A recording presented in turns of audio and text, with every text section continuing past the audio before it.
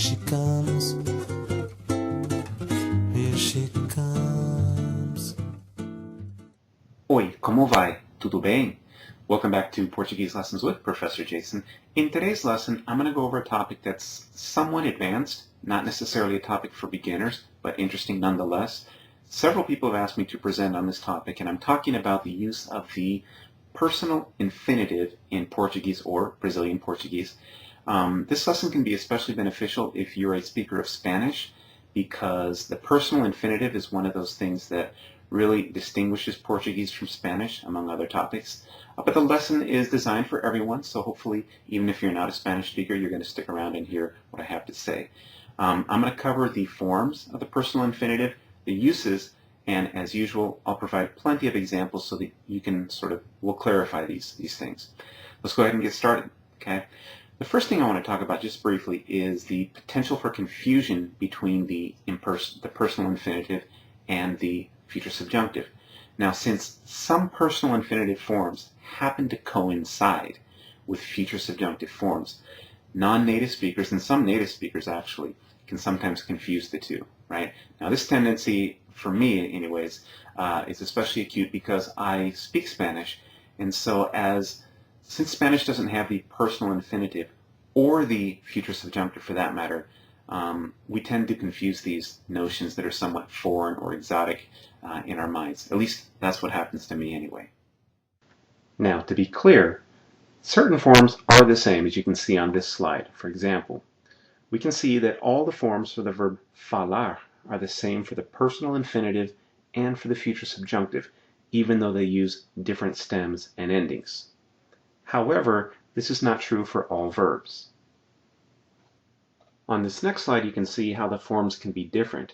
In this case, we're looking at the verb querer, to want, and those forms are different because, as I just mentioned, the personal infinitive and the future subjunctive actually have different stems and endings.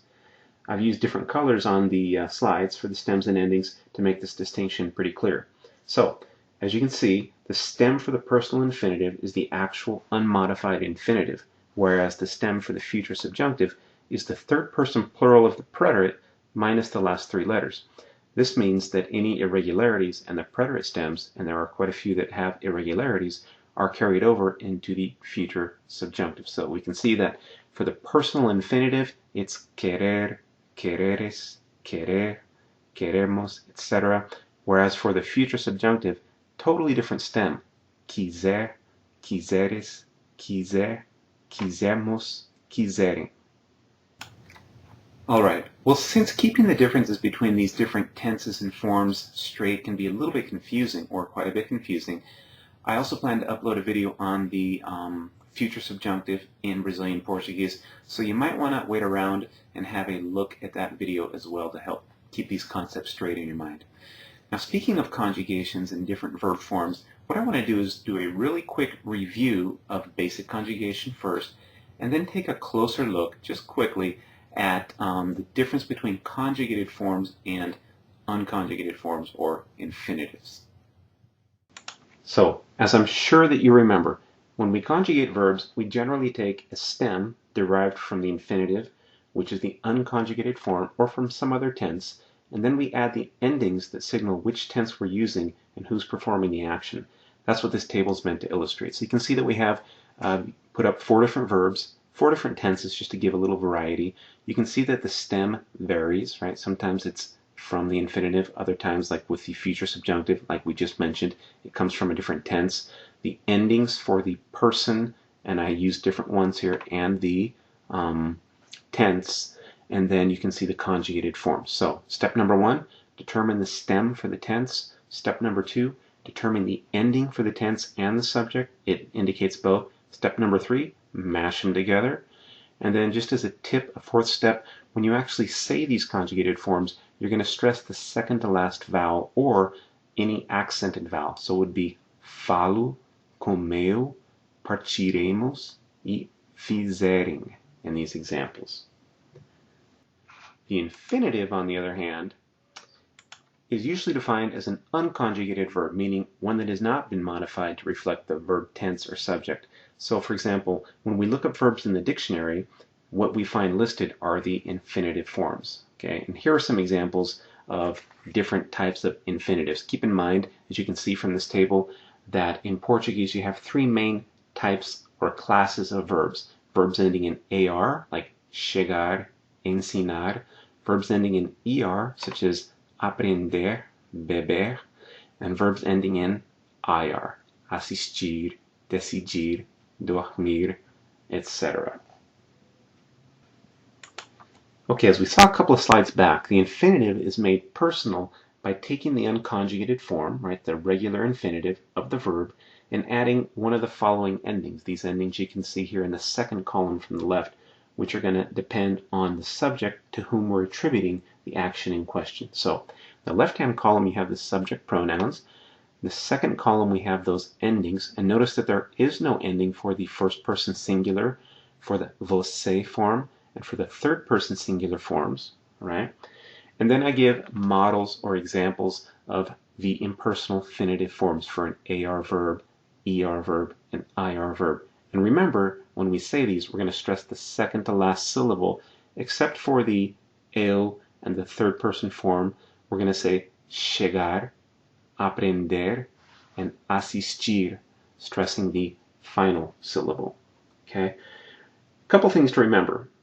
Remember that since the unaltered infinitive is in fact the stem for all personal infinitive forms, there aren't going to be any irregulars to worry about when we use the personal infinitive. You always start with the unmodified infinitive and add the endings that you can see in blue here. Now, if all we're going to talk about were the forms of the personal infinitive, this would be a very simple lesson, but also an incomplete one. It's important to point out that the personal infinitive is a fairly unique aspect of Portuguese grammar. English and Spanish, for example, don't have inflected infinitives with personal endings. So it's really important to understand when and why speakers of Portuguese use these forms. Now, the personal infinitive typically appears in sentences that deal with a primary action that's represented by a conjugated verb and what we might call a secondary action referred to by an unconjugated verb. Okay, condition number one. And the personal endings must be added to this secondary unconjugated verb if, condition number two, its subject is different from that of the primary action, whether or not a subject pronoun is used. Okay. Now, sort of as a third condition, it's also important to point out that in such constructions, the unconjugated form usually follows one of these prepositions or prepositional phrases.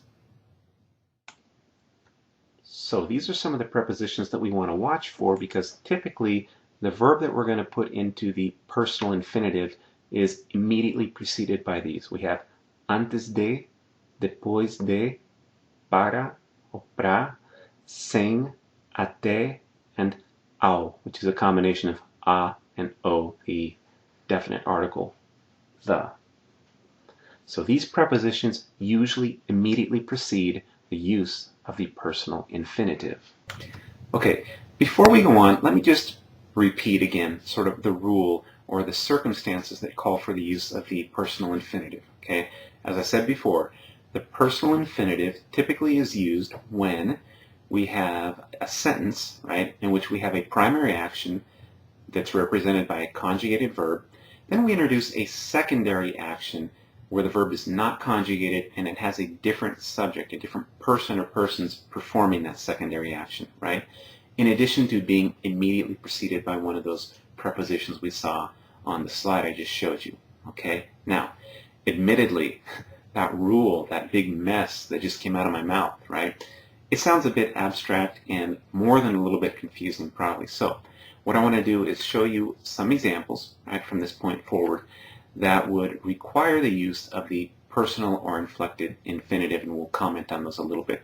Remember, basically what we're looking for is the presence of two subjects, right, or two actions, two different subjects, and one of those prepositions. So let's take a look at some examples. So here are our first set of examples, okay? Ela saiu do restaurante sem percebermos, meaning she left the restaurant without us noticing. Or, nós insistimos até você aceitar o convite. We insisted until you accepted the invitation. Depois de eu chegar, a Bruna resolveu ir embora. Falamos com meus pais antes deles jantarem. Eu trouxe lanche para comermos na viagem. Eles aprenderam muito ao estudarmos a teoria. So in each of these examples, we have a primary verb, we have the subject pronoun in most cases, right? Ela saiu, the conjugated verb, then we have a preposition that introduces a verb of the infinitive that we're marking with a personal ending. Now, if there's no change in subject, right, or if we're going to use the same subject, we're saying that the same subject performs both actions, we can choose whether or not to add the personal endings. It's optional. Now, the general preference is to not use them. So in the examples we can see on this slide, although both forms are okay, the second form is usually preferred. Let's take a look. Falamos com meus pais antes de jantarmos. Or falamos com meus pais antes de jantar. So what I'm saying is, we spoke to my parents before we ate. We don't have a second subject. Okay? Eles trouxeram lanche para comerem na viagem. The preferable form would be the next one.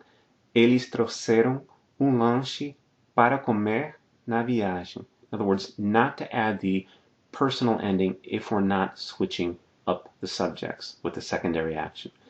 One more example. Nós aprendemos muito ao estudarmos a teoria would be one option. The preferred form would be to not mark the personal on the infinitive. Nós aprendemos muito ao estudar a teoria. That would imply that nós is the subject for both verbs. All right, well, since we're talking about prepositions and the personal infinitive, I just want to mention something that's just kind of a detail, like a little footnote to the lesson, not super important, but the personal infinitive, right, those personal endings are not going to be used after the preposition de, right, de, when that preposition is preceded by a verb. A couple of quick examples. If I want to say, for example, that we did not remember to study, and I say, nós não lembramos de estudar, I'm not using the estudarmos form. Or I want to quit smoking. I don't actually smoke, but say I wanted to say that. Quero deixar de fumar. Quero deixar de fumar. Now you'll also notice that in these examples there is no change of subject. Okay, but remember, with the preposition de, that's kind of an exception. We don't use the personal endings if that de is preceded by a verb. Okay? Now, on to the next sort of big topic that I want to talk about in connection with the personal infinitive. One thing that Spanish speakers will likely notice, or have already noticed, is that the personal infinitive can be a way, or convenient way, to avoid constructions that would require us otherwise to conjugate in the subjunctive mood. Okay? The following examples illustrate how the personal infinitive can substitute for conjugation in the subjunctive. Let's have a look. Okay, now let me walk you through this first example here in terms of using the personal infinitive to replace the use of the subjunctive. What I have in white text here is the thought that I'm trying to express. The professor asked the students to copy down the exercises. What I've put in blue is the Spanish, so that you can see the similarity and contrast with the use of the subjunctive versus the use of the personal infinitive. So the Spanish form would be, la profesora les pidió a los alumnos que copiaran los ejercicios, or you might say que copiasen. That's especially close to the Portuguese subjunctive. A professora pediu que os alunos copiassem os exercícios. Now you can avoid using the subjunctive by saying a professora pediu para os alunos copiarem os exercícios, sort of bypassing the subjunctive altogether by getting rid of that dependent clause introduced by que and using the personal infinitive. Now here's another example of replacing the subjunctive with the personal infinitive. What I'm trying to say is the manager ordered the employees to arrive early, which in Spanish would be el gerente les ordenó a los empleados que llegaran or llegasen temprano. That would be very similar to the Portuguese imperfect subjunctive form. O gerente mandou que os funcionários chegassem cedo. but I can bypass the subjunctive by using the personal infinitive in the form O gerente mandou aos funcionários chegarem cedo. And finally, one more example with replacing the subjunctive with the personal infinitive. If I wanted to express, I asked you to come with me, the Spanish would be, le pedí a usted que me acompañara, or acompañase. That would be very similar to the Portuguese imperfect subjunctive form, eu pedi que você me acompanhasse. And I could avoid that use of the subjunctive by using the personal infinitive, eu pedi para você me acompanhar. So what I've been doing in these previous three examples is to eliminate the subordinate clause that requires the subjunctive mood and replacing it with a phrase in which we can use the personal infinitive. Now, this business of using the personal infinitive to substitute for the subjunctive also works with impersonal expressions. So here are three quick examples. If I wanted to express, it's good that you guys study a lot, I could say, é bom que vocês estudem muito. That'd be using the subjunctive. Or I could simply say, é bom vocês estudarem muito, using the personal infinitive. If I wanted to express, it's important for us to be more patient, I could use the subjunctive form. É importante que tenhamos mais paciência. Or I could avoid it and just use the personal infinitive. É importante termos mais paciência. So that form termos means for us to be more patient. Finally, it was better that you guys weren't here. Subjunctive. Foi melhor que vocês não estivessem aqui. Or, avoiding the subjunctive, foi melhor vocês não estarem aqui.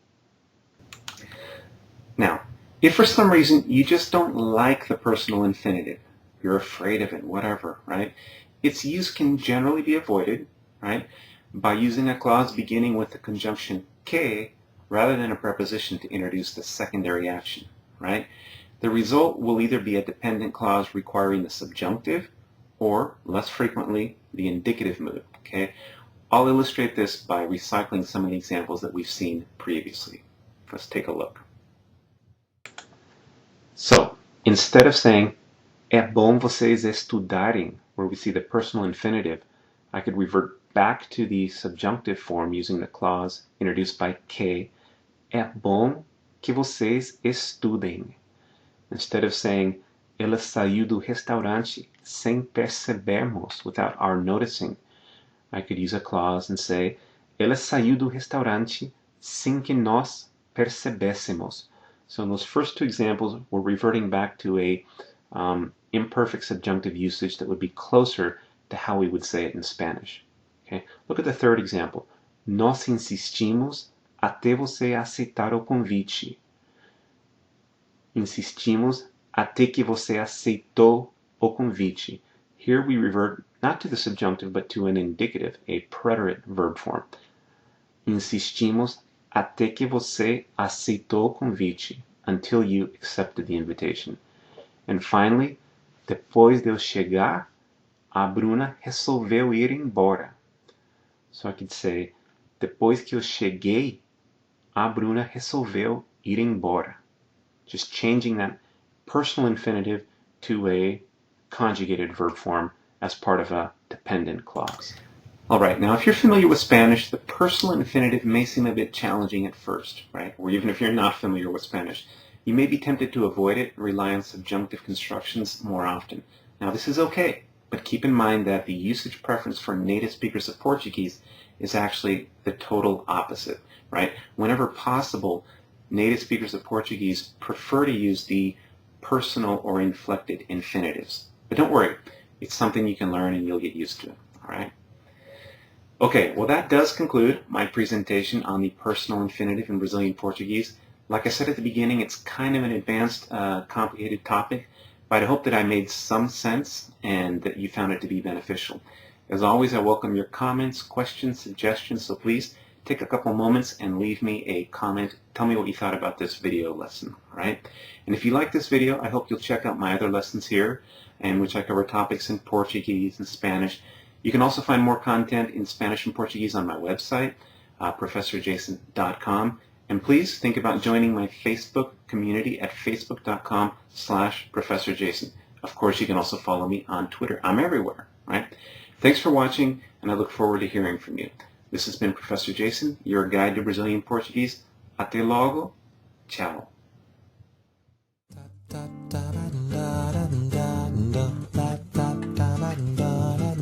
Here she comes.